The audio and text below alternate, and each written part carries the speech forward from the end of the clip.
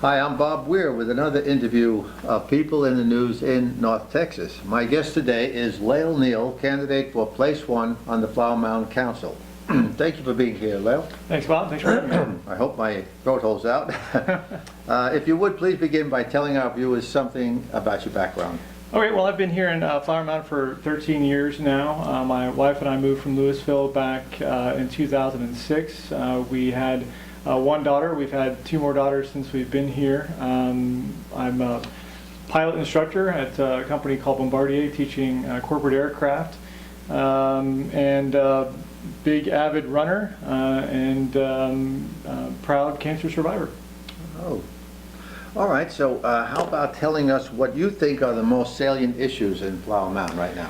I'll tell you what, right now, my biggest concerns today are the small changes that occur incrementally throughout town that I think might end up leading to an overall character change in the town, sort of without us even knowing it. So as we progress westward, as we start to develop, I want to make sure that what we love about town, the character that we like about town, the feel about town, stays with us. And I think that there aren't any huge changes that are going to happen, but I think it's those small things that if we don't keep track of, if we don't keep on top of, will eventually lead to something that we're not comfortable with. That's my first big issue. And so leading to that is how we elect to assign density to different parts of town, how we control density in different parts of town, and what effect that has on our resources, how effect it has on some of our capacity issues. And so I'm most interested in keeping the parts of town that are supposed to have the correct density correct, and watching to make sure that those changes don't have a consequence on our capacity issues. And of course that leads to obviously the traffic issue, and really every single time we have elections, every time we have a chance to make some changes to town, we always hear about traffic issues, and it seems like it is never stopped. And so what I'd be interested in is why can't we start to use some creative technology like we've been talking about, and identify some small changes that we can make now, and see if those small changes can be affected, and use that as benchmarks towards larger changes. Because I think if we keep on saying the traffic is a problem every single year but don't see any small changes about it, we'll have no way of knowing if it's getting any better. So I just don't want to kick this can down the road and say traffic's a problem, and somebody's going to say the same thing next year. So I'd like to find some small changes we can make and see if we're doing a good job of addressing it.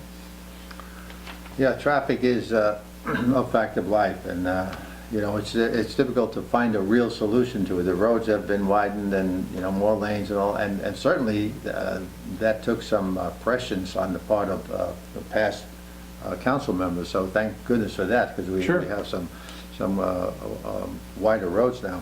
But it's always going to be a problem. Yeah, it is, and I think that some of the things we can't control because we're down here at the bottom of the funnel, and it's going to be an issue. But I think with some creative solutions, we can probably find ways to improve it. And of course, obviously, as technology changes down the road, we might find out that we can use some even more dramatic technology changes to solve some problems. All right, let's move on to the master plan. Do you think it should ever be altered?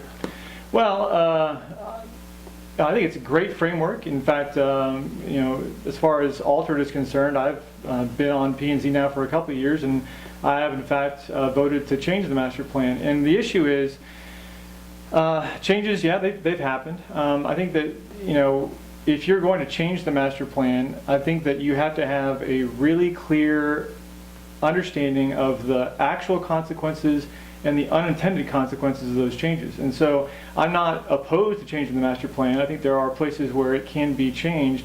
I just think you have to be really cognizant of what effect that has on the town in that area where the master plan is going to change, and the town as a whole, because we may change a part of town in the east, but that could change things in the middle part of town and things like that. So I'm not opposed to changing it. I just think that it takes a lot of effort and a lot of eyes on those changes to make sure they're appropriate. We've had, of course, a lot of residential and commercial growth in this town over the years. Do you think, for the most part, it's been positive growth? I think it's been, yeah, fantastic growth. In fact, I was sitting yesterday over at Market Street in the lunch area, the gathering area, and that place at 2 o'clock in the afternoon was absolutely packed. And 5 or 6 years ago, that was the middle of an open field, and we weren't getting together, we weren't having lunch there, we weren't having coffee there. Changes are happening, and I think for the most part they're definitely positive. I know that a lot of the changes that we've been seeing recently have been more visible. They've been on the major streets and the major thoroughfares, and so our growth isn't nearly as staggering as it has been in the past, but I think it's much more out in the open and visible.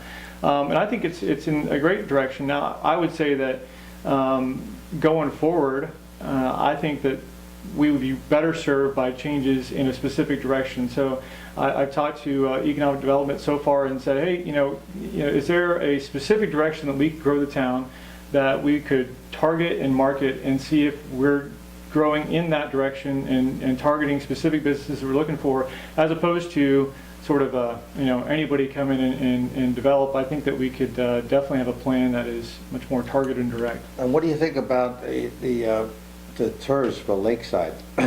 Well, that is a challenge. It's going to take some more information to find out if that's something that's going to really benefit the town as a whole, and that's really what it comes down to. Is I understand that developing a TERS for that area is going to be really beneficial for that area. But the balance there is yeah, we want to develop that area, certainly, but I don't want to develop that area at the expense of the rest of the town. So, I would say that right now, based on the success of the TERS so far in the area that already existed, right, I would be in favor of it, but I still need to see some more for that specific TERS, because, as you know, they're zones for a reason. Each zone is very specific to its area. So right, even though this one's been successful, it may not be successful down there. So that's my only concern.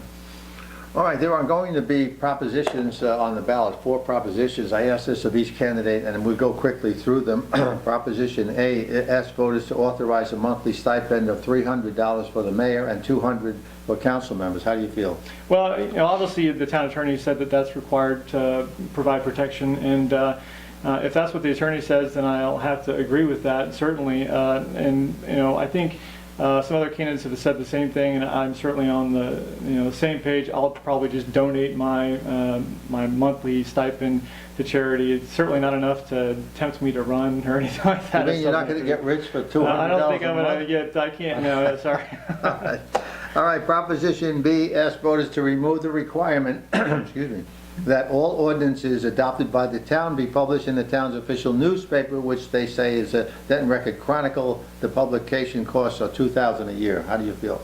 Well, obviously, the rule says that we have to have those ordinances published somewhere, and I would say that if there's a better way to communicate those ordinances changes, and if it doesn't have to be in the Denton Record Chronicle, that's fantastic. But I definitely want to make sure that that information is still at least available somewhere. All right. Proposition C, ask voters to remove the requirement that the town budget be filed with various county and state agencies, saving another $700 a year. Yeah, that's just basically more kind of red tape. I don't think that's required. I'm okay with that proposition. And Proposition D, ask voters to allow transfer of funds between departments without the need for a budget amendment each time, and that's another way to reduce red tape. Yeah, so that's fine. That's a fantastic proposition, as long as, again, they're well worded on the proposition ballot, which is one of the biggest issues. All right. Well, Laile, we're coming to an end. This is how quickly it goes. Yeah. So if there's anything you'd like to add, please do. I'm good. I'm just excited to keep on serving. I really love running and working for the town. I don't have any agenda or any big issues. I'm just interested in continuing my service for Flower Mound. Well, thank you for being brave enough to run for office. I know it can be a difficult and stressful time, so I admire anybody who does it. Well, thank you, Bob. I look forward to our forums, and looking forward to talking with residents some more. Thank you very much. All right, thank you. And thank you for watching.